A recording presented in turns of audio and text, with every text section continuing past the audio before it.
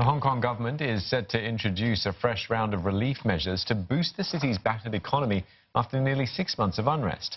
It foresees a fiscal deficit in the next 1 to 2 years. But Chief Executive Carrie Lam says the government has accumulated decent reserves which can help relieve difficulties.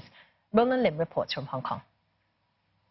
We're going to be seeing a fourth round of relief measures to be announced by the Financial Secretary as early as this week. Remember, Hong Kong has already had 3 rounds of relief measures because of the current protests and unrest that's impacting the economy.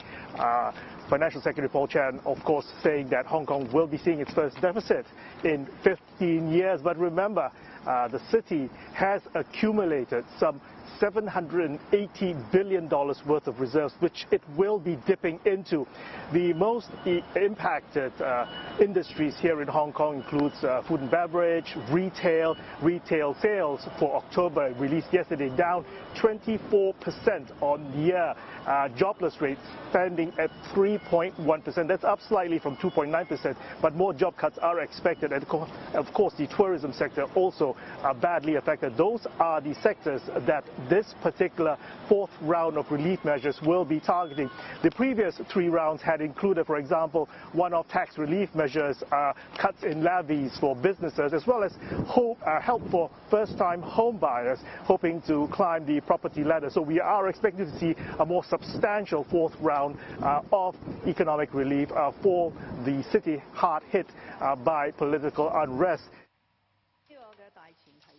At her weekly news conference, Mrs. Lam also voiced her strong opposition to the recently passed US bill on Hong Kong human rights. This legislation backs the protest movement in the territory, calling it wholly unnecessary.